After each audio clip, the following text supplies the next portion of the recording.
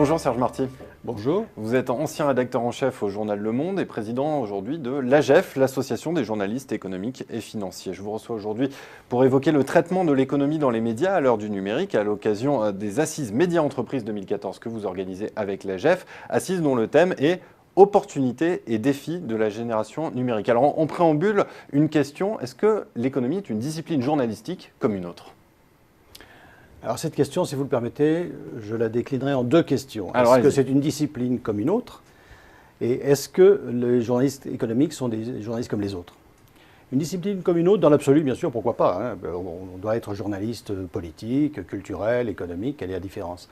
La différence, elle tient peut-être à la matière et à sa résonance. Je dirais depuis 20 ou 30 ans, il faut bien reconnaître que l'économie a pris une place très importante dans la société. Hein. C'est la mondialisation, c'est la financiarisation des activités, ce sont les marchés, bon, et tout ça fait que les journalistes économiques, de fait, sont obligés de répercuter une information beaucoup plus vaste qu'auparavant. Le deuxième volet, qui est aussi économique, c'est que les acteurs de toutes ces activités sont aussi devenus des grosses entreprises et qui souvent sont beaucoup plus importantes que les pays, que les États. Et on est obligé de traiter ce type d'informations. Alors maintenant, la deuxième, rapidement, c'est est-ce que les journalistes économiques sont des autres? C'est un peu la même problématique. Sauf que peut-être la matière, là aussi, est un peu différente. Elle exige peut-être une pédagogie, nous en parlerons certainement, mais une connaissance aussi, un savoir-faire. Bon. Ce qui signifie que les journalistes économiques, d'abord, ont un profil, traditionnellement, les journalistes, traditionnellement, c'était Sciences Po, une école de journalisme, et là, je vois des collègues, surtout ces dernières années, qui sont, par exemple, HEC, et qui font ce travail de journaliste économique. La passerelle est plus propice. La deuxième chose, c'est qu'ils doivent être, à mon avis, mieux formés. Et je voulais juste, vous avez évoqué notre association, nous tenons beaucoup à avoir de la formation et de l'auto-formation des journalistes. Et depuis maintenant 8 ans, je crois, nous faisons ce qu'on appelle des ateliers réservés aux professionnels, soit à Bercy, soit à l'OCDE, et qui viennent se perfectionner avec des responsables de ces administrations et de ces ministères. Il n'y a pas de ministre, ce n'est pas la petite phrase, c'est du boulot à l'heure du déjeuner, c'est du off. Et voilà. Donc, je veux dire, c'est une particularité, peut-être que non pas les autres disciplines que vous évoquez. Alors, on comprend bien votre propos, Serge Marty, mais néanmoins, si vous le permettez, comment parler d'économie au grand public? Est-ce que tout le monde a le background nécessaire? L'enseignement de l'économie n'est pas obligatoire à l'école. Il n'est pas obligatoire à l'école, il devient obligatoire dans la vie active. Et, si vous voulez, moi, ça fait quand même 25 ans que je vois toutes ces études, effectivement, tous ces sondages. On me dit que les Français ne comprennent rien à l'économie. Comment s'entend, les Français n'aiment pas l'entreprise? Moi, je retourne. Est-ce que l'entreprise aime les Français? C'est aussi une question. Et est-ce que l'économie aime les Français? Je pense que j'ai toujours parié sur le bon sens du grand public. Ils savent parler d'économie, ils comprennent l'économie dès qu'on leur parle un langage qui les interpelle. Et ce langage, c'est encore une fois celui de leurs préoccupations quotidiennes. Les Français, l'économie, ils connaissent. Hein. Les délocalisations, ils savent de quoi il s'agit. Le pouvoir d'achat, ils savent de quoi il s'agit.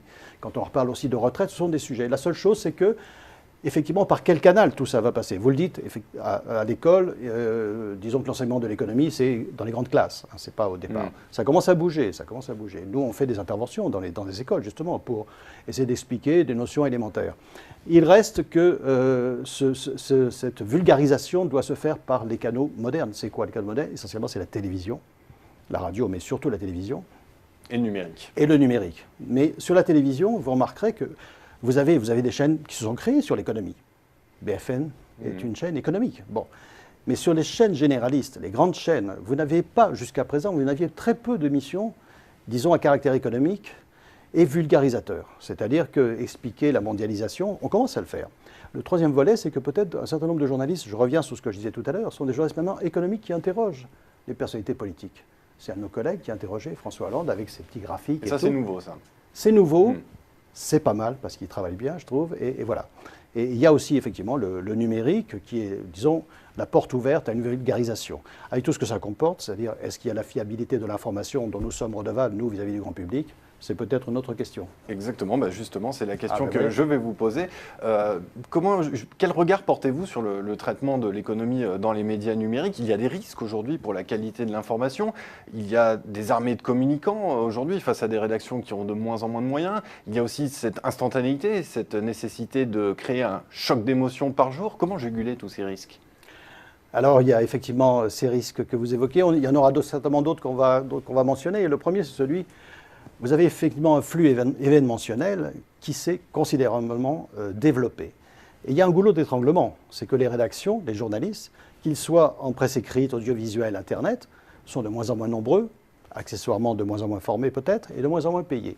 Et par rapport à ça, vous avez, effectivement, vous l'avez dit, en gros c'est un rapport de 1 à 10. De 1 à 10 ouais, globalement. Il y a 10 communicants pour un journaliste. Et je ne vous parle pas des lobbies qui travaillent à Bruxelles et tout, qui font que, par exemple, quand on parle de la taxe Tobin, vous avez immédiatement les armées de banquiers qui sont là. Et si vous n'êtes pas armés, vous aussi, pour avoir la contradiction, votre message ne passe pas.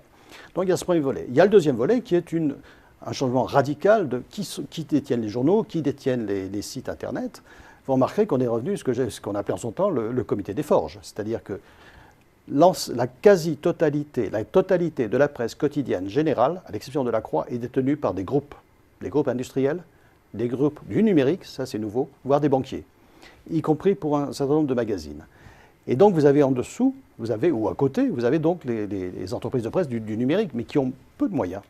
Et le dernier volet, c'est que dans toutes les rédactions, le nombre de journalistes a considérablement baissé, de journalistes encartés, si je puis dire, donc avec un professionnalisme avéré, conforté par la détention de cette carte. Et nous avons toute une armée à côté de prolétaires, je suis désolé, des OS, on les appelle des OS, qui, bon, c'est bien malgré eux, ils veulent entrer dans la profession. Je rappelle que nous avons 10 ou 11 écoles de journalisme agréées, ce qui fait que nous avons des promotions de quelques, je sais pas, 400 journalistes qui arrivent sur le terrain chaque année. Et il n'y a pas de place pour 400 journalistes. Donc ils sont précaires pendant des années et des années.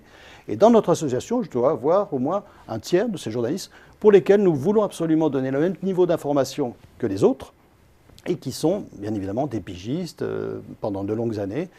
Le dernier volet, c'est que vous avez des journalistes, vous parlez du numérique, donc on a maintenant des journalistes, j'appelle ça des petits Gilles. Vous savez, comme en Belgique, c'est-à-dire qu'ils ont un petit chapeau, ils ont des clochettes, et puis ils en ont aussi, ils jouent de la trompette, ils font de tout. Le journaliste aujourd'hui du numérique et de ces chaînes d'information, il fait tout. Il est trop généraliste. Il écrit, il filme, mais il passe sa vie à regarder que la technique fonctionne. Voilà. Et la deuxième raison, c'est que c'est vrai, dans la presse écrite, on avait encore jusqu'à présent des conditions de travail qui étaient, j'estimerais, correctes. Là, vous avez une catégorie, on vous demande surtout, c'est un peu votre question, de l'instantanéité, de l'émotivité pour faire du buzz et de moins en moins ce que j'appellerais un peu un travail sérieux. Moi, dans mon service, je pouvais mettre à l'époque une personne pendant 10 jours sur un sujet. Aujourd'hui, je serais licencié. Est-ce que néanmoins le numérique n'ouvre pas des opportunités? Est-ce qu'on peut imaginer que la tendance s'inverse avec ces opportunités? Ces opportunités, c'est-à-dire vous avez accès à tout. J'ai toujours fait, aujourd'hui, que ce soit avec le numérique, avec la télévision, avec la radio, vous savez tout sur tout, mais vous ne comprenez pas grand-chose. Et c'est là qu'on doit intervenir. Parallèlement, vous avez toute une catégorie de citoyens qui se disent « mais moi je suis journaliste aussi, je fais mon blog, moi je donne de l'information puisque j'ai accès à ce matériau qui est gratuit ». Au passage, je dis que c'est une plaisanterie. L'économie du gratuit n'a jamais existé, elle n'existera jamais. Il y a toujours quelqu'un qui paye en bout de piste. Donc ça veut dire que c'est un cycle, mais ça n'existe pas. Et donc ça veut dire que cette opportunité, elle est compensée aussi par un autre volet qui est celui. Et vous remarquerez que, notamment dans le numérique, c'est ce que j'appelle une banalisation de l'information. C'est-à-dire que tout le monde a accès à la même information et tout le monde fait, en effet boomerang, traite un peu les mêmes sujets de la même façon. Si vous regardez le soir, vous verrez que ce soit les sites internet de magazines, ce que je fais régulièrement, c'est presque les mêmes photos, c'est presque les mêmes infos. Donc l'effet est inverse, c'est-à-dire que c'est une richesse qui devient une pauvreté de la qualité de l'information. Est-ce qu'on ne peut pas imaginer qu'à moyen terme, il y ait un bouleversement dans le paysage avec cet avènement du numérique? On pourrait notamment, par exemple, imaginer une hyper-personnalisation des contenus, une hyper-personnalisation des médias et de l'information avec une multiplication de niches où chacun viendrait piocher un petit peu ce qu'il veut. Alors vous avez parfaitement raison, mais ce n'est pas spécifique au numérique. Si vous regardez actuellement, la presse va très mal, elle perd beaucoup d'argent, mais il y a des magazines, il y a des produits qui gagnent beaucoup d'argent parce qu'ils ont trouvé sur une niche. C'est la psychologie, c'est une partie de la presse féminine, voilà. Et donc, le numérique contribue à ça aussi. La seule chose, c'est que vous allez avoir, c'est pas un traitement, mais un accès à l'information, vous allez chercher ce qui vous intéresse, de votre parcours, de votre contenu personnel, et vous allez un peu occulter tout le reste. Il y a deux phénomènes. Il y a celui-ci, la spécificité à outrance, qui fait qu'à mon sens, vous perdez un peu de la valeur annexe, qui est celle d'une généralité de ce qu'on doit savoir. Et puis le deuxième volet, c'est l'outil lui-même, parce que maintenant vous avez l'écran, vous avez le iPad ou le smartphone, vous avez la montre, et bientôt on aura une micro-cravate, ou l'épingle à nourrice, quoi. Est-ce que l'information à laquelle vous accédez sur ce créneau, sur ces outils nouveaux, vous permettent d'avoir le même niveau d'information généraliste qu'auparavant? Je ne le crois pas. Eh bien, Serge Marty, je vous remercie pour ce décryptage des grandes tendances dans la presse économique à l'heure du numérique. Je rappelle que vous êtes président de l'AGEF. Merci d'être venu sur Xerfi Canal. Merci surtout à vous. Merci beaucoup.